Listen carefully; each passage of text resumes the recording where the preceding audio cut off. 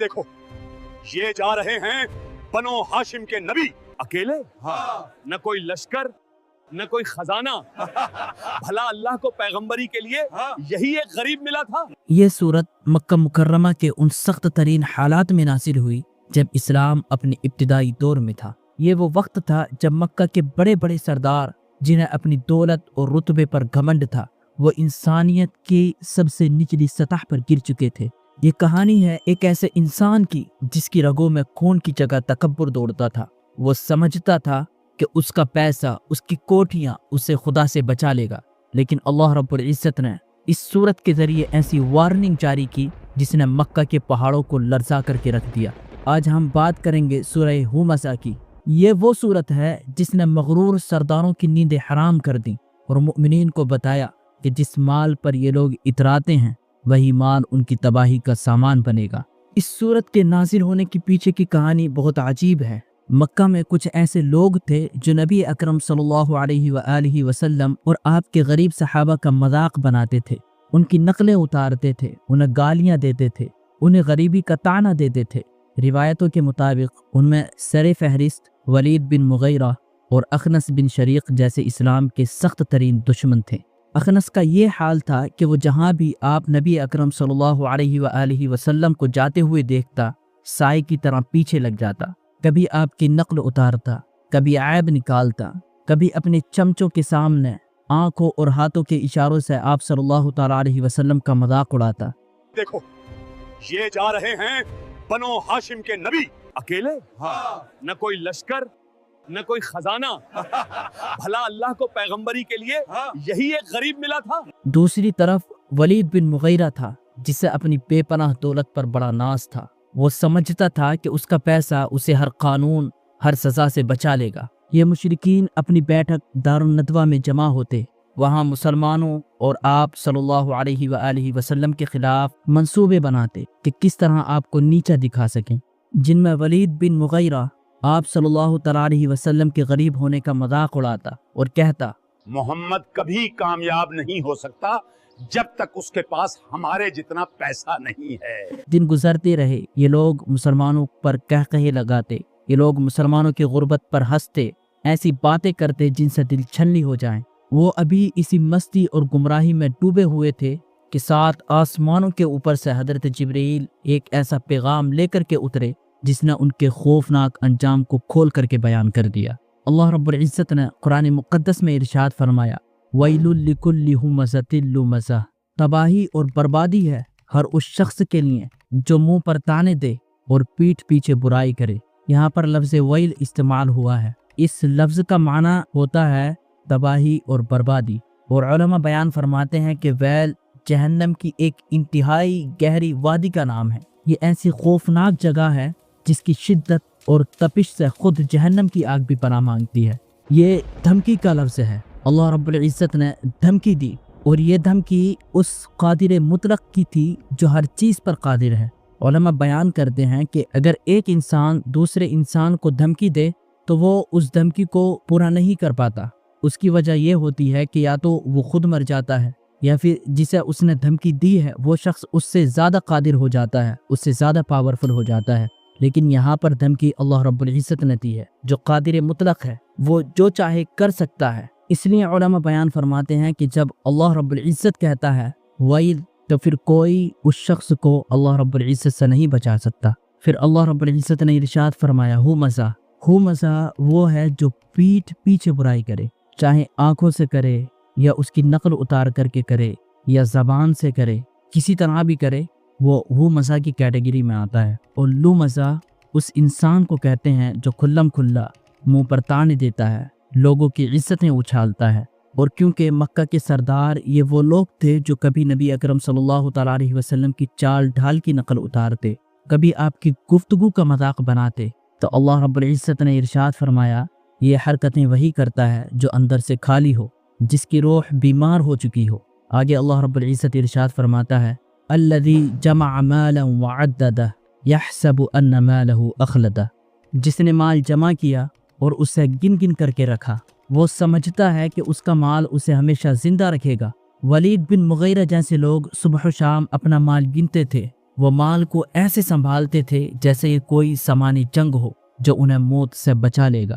انسان سمجھتا ہے کہ پیسہ ہے تو سب کچھ ہے، وہ سوچتا ہے کہ مال اسے موت، بیماری، اللہ رب العزت کے حساب سے بچا لے گا۔ وہ دولت کے نشے میں یہ بھول جاتا ہے کہ یہ مال تو عارضی ہے، آنے جانے والی چیز ہے، لیکن وہ اس مال کو دائمی سمجھ بیٹھتا ہے۔ اس سے وہ مال مراد نہیں ہے جو مال اکٹھا کیا جائے اور پھر اللہ رب العزت کی راہ میں خرچ کیا جائے، وہ مال اچھا ہے۔ یہاں پر مال سے مراد وہ مال ہے جو لوگوں کو نیچا دکھانے کے لیے جمع کیا جائے۔ جو شخص مال جمع کرے اور پھر اس پر فخر کرتا پھرے، لوگوں کو نیچا دکھائے، لوگوں کو حقیر سمجھے، تو اللہ رب العزت نے ارشاد فرمایا کہ وہ سمجھتا ہے کہ یہ مال اسے ہمیشہ زندہ رکھے گا، اسے اللہ رب العزت کے عذاب سے بچا لے گا۔ کلا لینبغن فی الحطمہ، اللہ کا جواب انتہائی سخت اور دو ٹوک تھا۔ اللہ رب العزت نے ارشاد فرمایا کلا، ہرگز نہیں، لینبغن فی الحطمہ، اسے ضرور اس چکنا چور کر دینے والی جگہ میں پھینک دیا جائے گا۔ کلا یہ ڈانٹ کا لفظ ہے، اس کا مطلب ہے اپنی بکواس بند کرو، یہ مال تمہیں نہیں بچا پائے گا، بلکہ تمہیں ضرور بھی ضرور جہنم میں پھینکا جائے گا۔ اور یہاں پر پھینکنے کے معنی میں اللہ رب العزت نے جو لفظ استعمال کیا ہے وہ نبض استعمال کیا ہے، جس کا مطلب ہوتا ہے کسی چیز کو حقارت سے اٹھا کر کے پٹک دینا۔ چونکہ یہ دنیا میں غریبوں کو حقیر سمجھتے تھے تو اللہ رب العزت انہیں قیامت کے دن کوڑے کی طرح جہنم میں پھینک دے گا۔ پھر آگے اللہ رب العزت ارشاد فرماتا ہے وَمَا أَدْرَاكَ مَا الْحُطَمَةُ، تمہیں کیا معلوم کہ وہ چکنا چور کر دینے والی کیسی ہے، وہ تمہارے گمان میں بھی نہیں آ سکتی۔ پھر آگے اللہ رب العزت خود ارشاد فرماتا ہے کہ وہ چکنا چور کر دینے والی کیا ہے، نار اللہ الموقدہ، کہ وہ اللہ رب العزت کی بھڑکائی ہوئی آگ ہے۔ یہ کوئی عام آگ نہیں ہے بلکہ آگ ہے، اور پھر اللہ رب العزت کی بھڑکائی ہوئی ہے، یعنی آگ کی نسبت اللہ رب العزت کی طرف کر دی گئی۔ اور جب کسی چیز کی نسبت اللہ رب العزت کی جانب کی جاتی ہے تو اس چیز کی عظمت اور شدت بڑھ جاتی ہے۔ اس کو ایک مثال سے سمجھیں، وہ یہ ہے کہ ایک مرتبہ حضور اکرم صلی اللہ تعالیٰ علیہ وسلم نے ابو لہب کے بیٹے عتبہ کے لیے بد دعا کی تھی کہ اللہ اپنے کتوں میں سے ایک کتا اس پر مسلط کر دے، لیکن اسے شیر نے چیر پھاڑ کھایا۔ اللہ کے رسول صلی اللہ علیہ وسلم نے کتا کہا تھا، لیکن جب وہ کتا اللہ کا کتا بنا تو وہ شیر بن گیا۔ اسی طرح جب یہ آگ اللہ کی آگ ہے تو سوچو اس کی تیزی کا کیا عالم ہو، کوئی پانی اسے بجھا نہیں سکتا۔ اور اس آگ کی سب سے خوفناک بات کیا ہے، التی تطلع علی الافئدہ، جو دلوں تک جا پہنچے گی۔ دنیا کی آگ جسم جلاتی ہے، لیکن یہ آگ جسم کو چیرتی ہوئی سیدھا دل پر حملہ کرے گی۔ کیوں؟ کیونکہ کفر، تکبر، حسد، لوگوں سے نفرت، لوگوں کو حقیر جاننا، یہ اسی دل میں چھپا ہوا تھا۔ یہ آگ بہت سیانی ہوگی، یہ چن چن کر ان دلوں کو جلائے گی جہاں انا بستی تھی، جہاں لوگوں کے لیے نفرت بستی تھی۔ اس لیے یہ آگ دلوں پر حملہ کرے گی۔ آگے اللہ رب العزت ارشاد فرماتا ہے انہا علیہم مؤصدہ، اور بے شک وہ آگ ان پر ہر طرف سے بند کر دی جائے گی، دروازے سیل کر دیے جائیں گے۔ اور پھر آگے اللہ رب العزت ارشاد فرماتا ہے فی عمد ممددہ، لمبے لمبے ستونوں میں، یعنی انہیں آگ کے ستونوں کے ساتھ جکڑ دیا جائے گا تاکہ ہل بھی نہ سکیں، اور پھر ان پر دروازے بند کر دیے جائیں گے تاکہ وہ سانس نہ لے سکیں، اور پھر اللہ رب العزت کی بھڑکائی ہوئی آگ ان پر حملہ کرے گی، وہ آگ جو جسم کو چیرتی ہوئی سیدھا روحوں پر جا پہنچے گی۔ یہ انجام ہے ان لوگوں کا جو مالوں کو صرف اس لیے جوڑتے ہیں تاکہ غریبوں کا مذاق اڑا سکیں، لوگوں کو حقیر سمجھ سکیں۔ یہ صورت صرف ولید بن مغیرہ یا اخنش کے لیے نہیں تھی، یہ صورت قیامت تک آنے والے تمام لوگوں کے لیے ہے، کیونکہ علماء بیان فرماتے ہیں کہ یہاں یہ صورت کسی شخص کی وجہ سے نازل نہیں ہوئی، بلکہ اس صفت کی وجہ سے نازل ہوئی جو لوگوں کے اندر پائی جاتی تھی۔ ولید بن مغیرہ اور اخنش کے اندر یہ صفت تھی کہ وہ اپنے مالوں پر فخر کرتے تھے اور پھر لوگوں کا مذاق اڑاتے تھے۔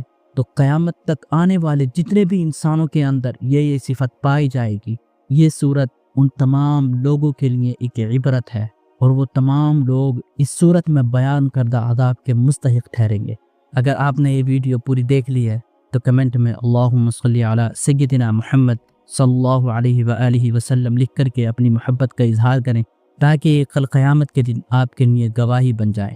اور ہمارے چینل احمد ضیاء کو سبسکرائب کرنا نہ بھولیں، اور ہماری اس ویڈیو کو اچھی نیت کے ساتھ زیادہ سے زیادہ شیئر کریں، کیونکہ اللہ کے رسول صلی اللہ تعالیٰ علیہ وسلم نے ارشاد فرمایا، من دل علی خیر فلہ مثل اجر فاعلہ، جس نے کسی دوسرے کو بھلائی پر ابھارا یا پھر کسی بھلائی میں شریک ہوا تو اس کے لیے اس نیکی کرنے والے کی طرح اجر ہے۔ والسلام علیکم ورحمۃ اللہ وبرکاتہ۔